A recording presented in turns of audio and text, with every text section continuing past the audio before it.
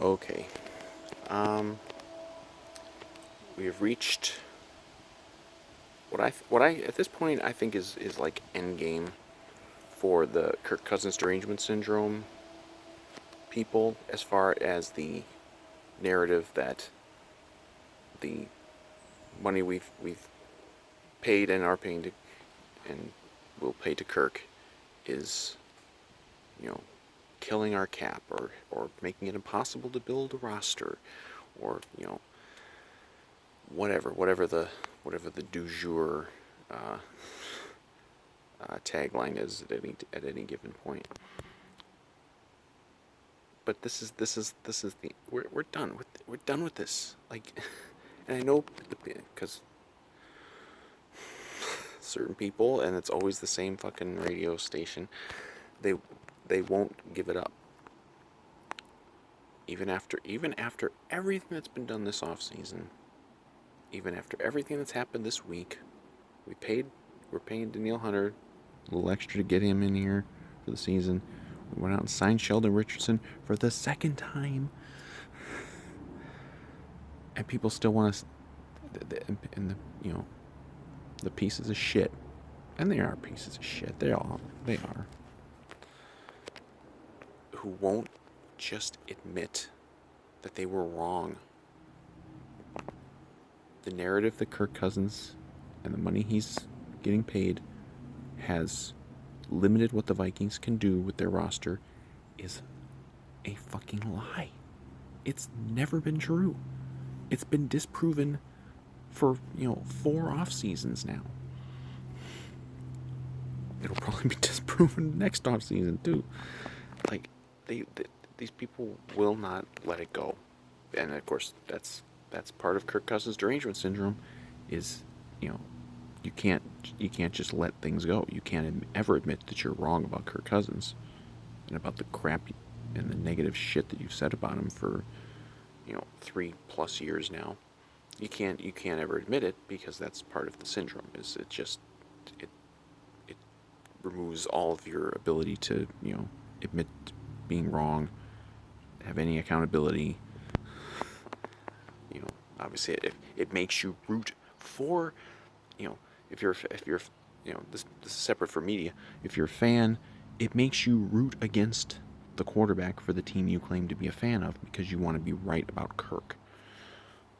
And we'll get, certainly there will be more of that during the actual season, where certain fans, quote unquote fans, will be mad when Kirk has a big game and they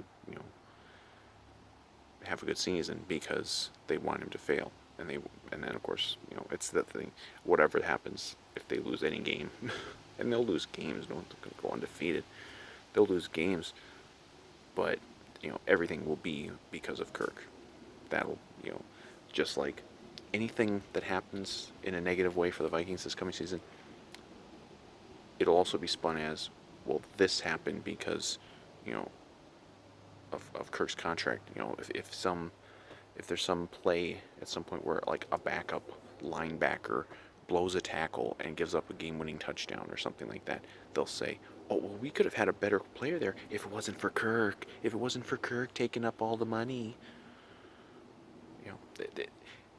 That's why this will never end. But it should be endgame. This should be endgame for this fucking bullshit narrative. Because Kirk Cousins' contract, and I've been beating this fucking horse long before I made videos about it. His contract has never hurt the Vikings. It has never hurt the Vikings. It has never fucking hurt the Vikings. I even saw one of the idiots today saying, oh, well, look at last offseason when we got rid of all these players. We've been through this. They got rid of players who were either old, very much on the decline, just weren't good anymore, or were just, guys. And again, that in fact may have been a strategic error, given how things went last offseason. I mean, yeah, you probably, if you know that everything's going to happen the way it happens, yeah, you probably keep a couple of those guys that you let go. And of course, they've got two of them back this year with Weatherly and Alexander. Not to mention bringing back Sheldon Richardson now from a couple years ago. But, yeah, that may have been a strategic error. That's got nothing to do with Kirk Cousins' contract. Like, his what you're paying Kirk doesn't mean that every move you're going to make, strategically speaking, is going to be the right one. Maybe some of these guys they signed over the offseason just won't be as good as we think. It's possible. I don't, I certainly hope, I certainly hope they're all up to snuff. But it's possible that some of them might not be, we might not get quite the player we expect. It's possible. I mean, there's always that possibility. But the narrative that Kirk Cousins is an albatross contract, and he's making it impossible for this team to build a roster. It's we can't fill out a roster. We can't sign anybody. We can't keep the players we already have. Jesus Christ, I could have a list down to the ground here of all the guys that we have either signed or extended. In some cases, multiple times. We've signed Sheldon Richardson twice. We've had multiple extensions for other guys. Like, we have done so much other stuff personnel wise aside from Kirk. It's not like we've been sitting here lamenting, oh my God, we haven't been able to make any moves because we're paying so much money to Kirk damn Cousins and we can't do anything. Like, the whole fucking defense, almost the entire starting defense that we're going to have this coming season is either going to be guys that we've signed under Kirk Cousins or extended under Kirk Cousins. I mean, I think that basically everybody is going to fall into one of those two categories. Not to mention, a lot of moves on offense and a lot,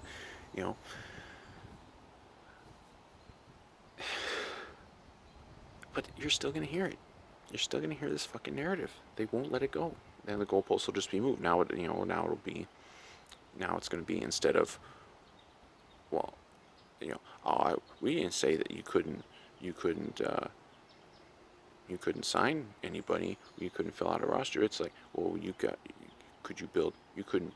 build a roster that could win a Super Bowl. Well, how do we know? Like, only one roster every year wins a Super Bowl. Does that mean that Tampa Bay had the only good roster last year? What kind of fucking argument is that? Do the Vikings have a roster right now going into this season that can win a Super Bowl? Yes.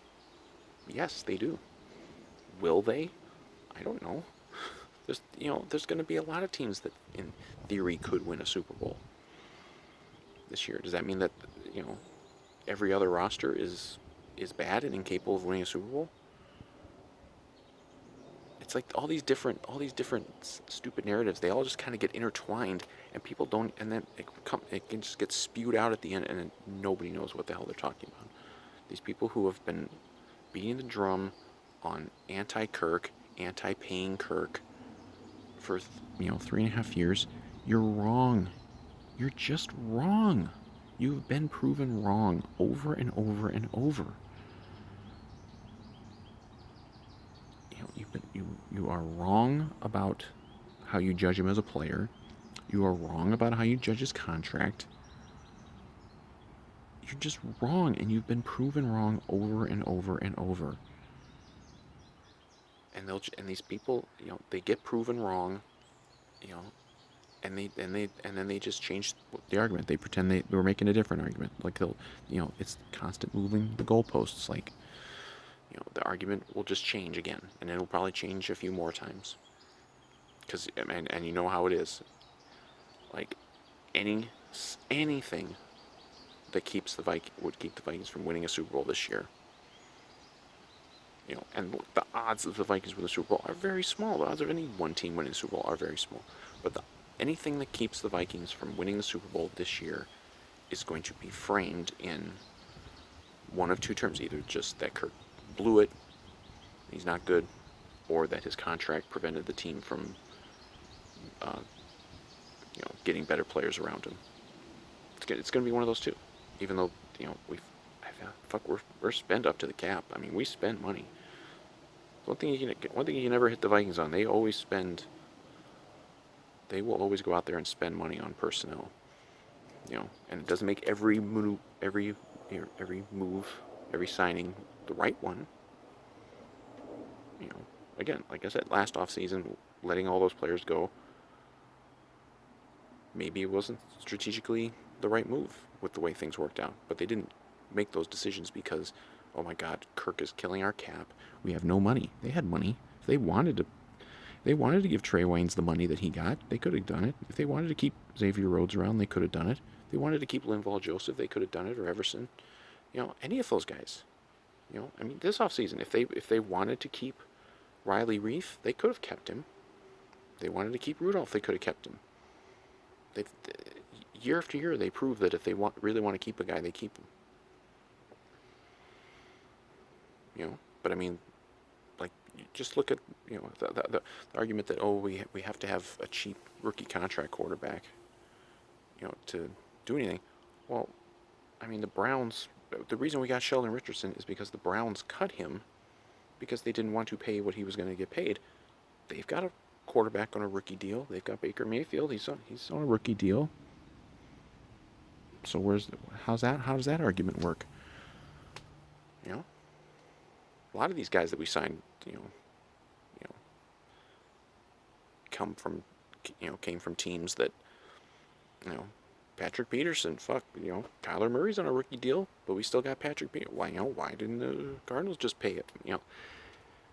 It doesn't. It goes round and round and round. Like, it has nothing to do with any logic. It's just Kirk hate. It's Kirk Cousins Derangement Syndrome. And these people are mad. Like, you can see it. You can see it from some of these fans and media the last couple of days. They're mad. They are mad that we were able to keep Danielle Hunter for this year, and that we went out and signed another player. Like, they're mad because they had their hearts set on, Danielle Hunter holding out, or having to be traded or whatever. And then they were going to be able to use that as see, if only we hadn't paid Kirk all this money, we would have been able to give Hunter all the money he wants. And guess what? We're going to still be able to give Hunter all the money he wants if he's as good this year as he's been in the past. They're going to pay his ass in the offseason too. And they're probably going to keep Kirk.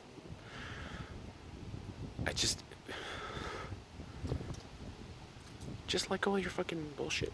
It's done. It's done. You're wrong. You've been proven wrong. You've been proven wrong every step of the way for 3.5 years. Now, they haven't won a Super Bowl. Again, if the only scenario that you could ever give Kirk Cousins credit, or you could ever admit that signing him was the right move, if the only thing that can ever be done is winning a Super Bowl, that is such a fucking narrow target to hit. And these people know it because they know that the odds of that happening are small. The odds of any one team winning a Super Bowl in any given year are very small. So they know that, but then they act like, oh, see, we told you they couldn't win a Super Bowl with Kirk Cousins. Well, okay. Do we have to do the list? The Dolphins couldn't win a Super Bowl with Marino. Vikings couldn't win one with Targeted. And Bills couldn't win one with Jim Kelly. Do we have to just do the list every time? It takes a lot more than just the quarterback to win a Super Bowl. Quarterbacks win the MVP every year. No quarterback has won the MVP and a Super Bowl in the same year since fucking 1999 Kurt Warner. Like, it's very rare.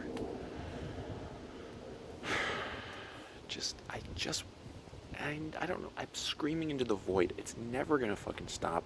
We're 3.5 years into this shit. It's never gonna fucking stop. I guess maybe it'll stop if Kirk Cousins is not with the Vikings again, next year. If something happens and they do get rid of him, maybe then it'll stop. But then there'll still be the people who won't let it go, and they'll be like, oh, see, remember when we said Kirk Cousins was bad and he was killing us?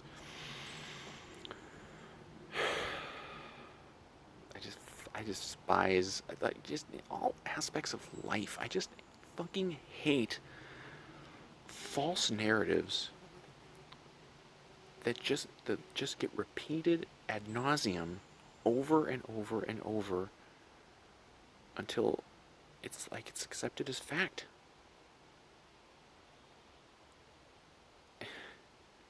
And in sports right now, this is one of the worst. Go away, caller. Um, in sports, in Minnesota sports, at least, this is the worst. It's driven me fucking insane for years now. Having to hear this shit over and over and over from just hear these false narratives, these bad faith arguments from people who move the goalposts every time they're proven wrong, who are condescending shitheads to everyone who they encounter, whether that's on social media or I suspect in life as well. It's like, just you would earn so much more respect, and I know no one cares about earning my respect, but like you would earn a lot more respect from me and everybody else if you just, when you're wrong, just admit that you're wrong. Just admit that you're wrong. Just admit, hey, all the stuff I was saying about Kirk Cousins and him not being a good quarterback, and his contract destroying the Vikings. Hey, I was wrong. I got that one wrong. Just to fucking admit it. Just fucking admit that you were wrong. That's all I ask from any of the Kirk Cousins Derangement Syndrome people. But of course, Kirk Cousins Derangement Syndrome prevents you from being able to do that. So, I'm asking for something that I will never receive. But I can't fucking tolerate this shit every step of the way. So-called Vikings fans and even media who claim to actually want the Vikings to win a Super Bowl, no, you don't, because you're mad that they were able to retain Danielle Hunter and sign Sheldon Richardson and sign Patrick Peterson and Tomlinson and all these other guys, and retain other players over the years. Because we always go back to that first thing. Immediately when Cousins was signed the first time, it was, we're going to lose all these players, all these core players, and we re-signed every single one of them at the time that we were worried about, including Diggs, and Diggs was not traded because of a money situation. Like if they had, Diggs wanted out for whatever reasons, but if they hadn't, he'd still be here. They would have kept him. Of course, they would have kept him. But everything just gets filtered through it's all Kirk's fault. Anything that happens on the field, even if it's on defense, it's Kirk's fault. Anything that happens with personnel moves, it's Kirk's fault. Even signing good players, we've had a fantastic offseason. We've loaded up this defense, and all I still hear is about, why didn't we sign Joe Thuney? It's never going to be enough. It's never going to be enough for these people. I guess that's kind of their whole out to anything, like whatever moves they do. Well, they could have done more if not for Kirk. Okay, Kirk could have signed Joe Thuney, traded for Julio Jones, signed a top tier pass rusher, I guess. Okay.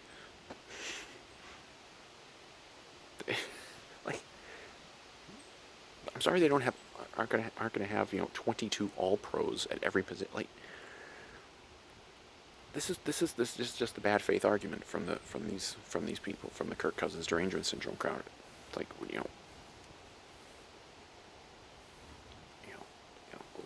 didn't sign Joe Thuney. We couldn't get Julio Jones, or we could, can't go back a ways. If only we could trade for Russell Wilson or Deshaun Watson, but we can't because we're stuck with the Kirk. Everything in life is the fault of Kirk Cousins and his contract.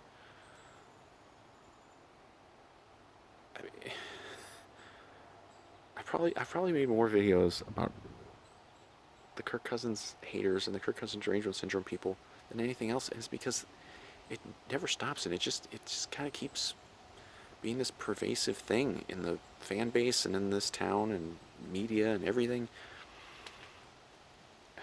And there has to be some pushback. There's very little pushback because a lot of fans have so bought into the whole Kirk is killing our cap. Kirk's not a good quarterback. He's a choke artist. He's only good in garbage time. doesn't matter how much stuff is shown factually to disprove all of this. They won't let go of it. They buy into all of it because they just hate Kirk Cousins. Maybe, when it comes down to it, maybe it is just a personal thing. Maybe they just hate Kirk Cousins. I certainly don't like his politics, but he doesn't beat you over the head with it. But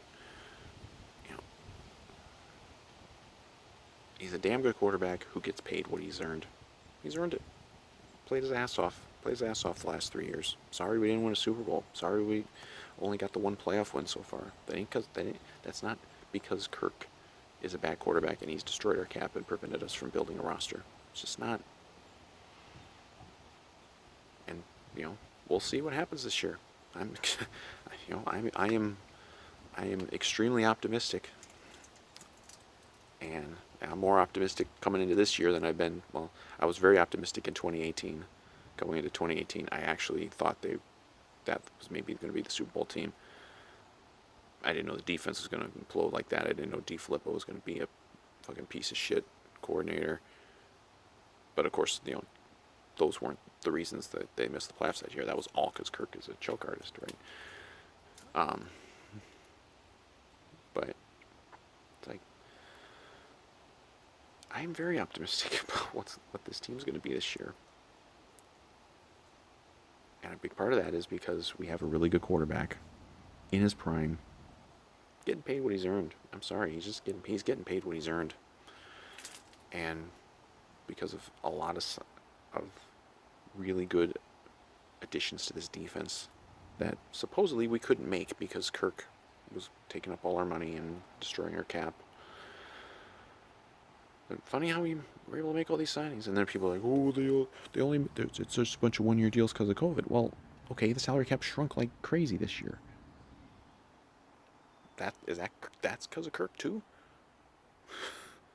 Like, oh, he's taking up such a big percentage of the cap. Well, he is because the cap shrunk. Cap's going to go shooting back up next year,